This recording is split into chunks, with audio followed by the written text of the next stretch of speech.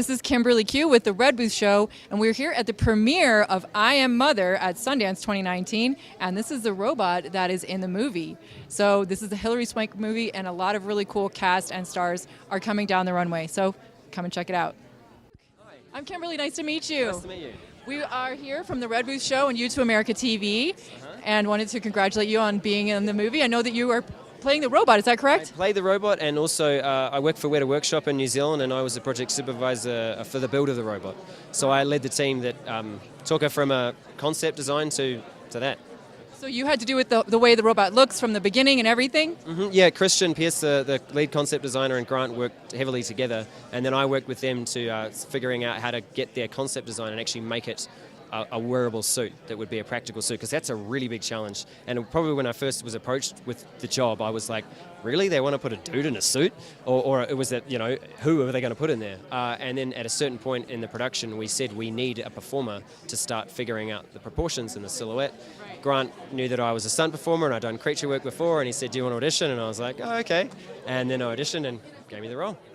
That's amazing. What was it like performing as a robot and being inside that suit? It was really, really awesomely challenging. Like, it was very heavy, 91 pounds in heels and wearing VR goggles and cameras and stuff, and being very specific about the way you moved, because robots are very strong and humans are sometimes quite weak, and they like to move around, and robots are very still. And so that was quite... And heels. And heels, yeah. Man, heels. And also just maintaining the performance all the way through, and then working within the, trying to get the performers what they need. Because I was doing all the dialogue on set and was acting with Clara and Hillary and making sure that their performances were true, and like workshopping it, which is such a good challenge to be able to have that as a performer, to being physically and emotionally challenged in that way. It's the best gig of my life, man. It's awesome. That's amazing. Congratulations on being here at Sundance and with the movie, and I hope everyone has a wonderful premiere tonight. Oh, they will. Thank you very much. Thanks very much. See ya. You're the director, and I know that you were working a lot with the writer when you came up with this concept. Yeah. What was it that first made you think of creating this story?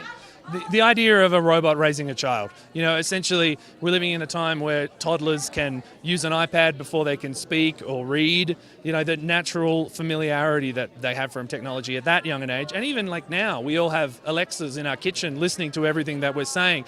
Technology is becoming a part of us, and it just felt like the right time to re-explore that question and look at it from a new perspective as to like, well, if there's so many films that are about us creating technology, what does it look like when technology is taking care of us? And is it an AI mother? Yeah, it's a robot that's just basically trying to do her best to raise a human in the after the apocalypse. Humanity's been wiped out, and it's her job, to switch on and try and bring us back. Amazing. Well, congratulations on being here at Sundance. I can't wait to see the movie. Amazing to be here. Thank you so much.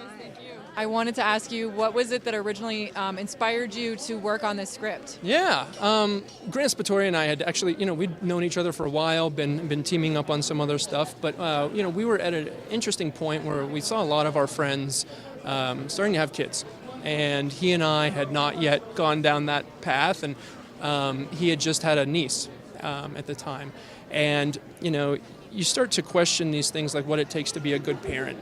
And more than that, I think what it takes to be a good person, a good human, and realizing that we're all flawed and sort of broken creatures. How do you raise a good child if you don't feel necessarily like you have it all together yourself? Like most people probably feel. That's right. It can be pretty daunting.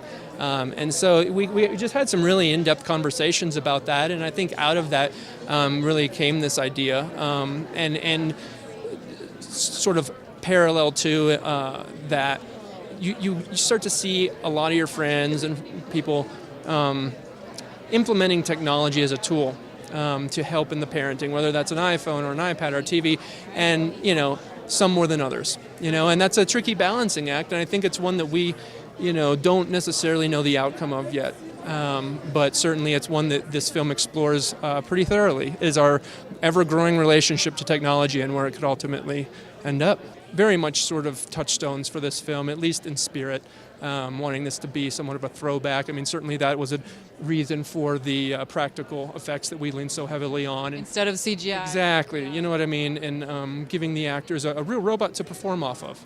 Yeah, it's rare in this day and age, but it's something we would not have done it any differently. It really was something special when you step into the world on set and you're engaging with a tangible actor in a suit. Yeah. That's awesome. Well, thank you and congratulations on the Sundance, and I hope you enjoy the premiere tonight. Appreciate it. Thank you. Can't wait for you guys to check it out. Do you have a lot of scenes with the robot? Yes. What was that like? Cool. Did you have to speak robot? No. That's cool. Well, congratulations on being in your big movie. Thank you. And have fun tonight. I will. All right, bye. Bye. Can you tell us a bit about your character? My character is daughter, and she is raised in an underground bunker, raised by AI, and mother, who is the robot who takes on this maternal role, is basically trying to repopulate the Earth after an apocalyptic event. And another human being comes knocking on the bunker door, and this sort of forces daughter to question everything she's ever known to be the truth. And that's sort of the premise without giving anything away, I think. Okay, thank you so much and congratulations. Thank you.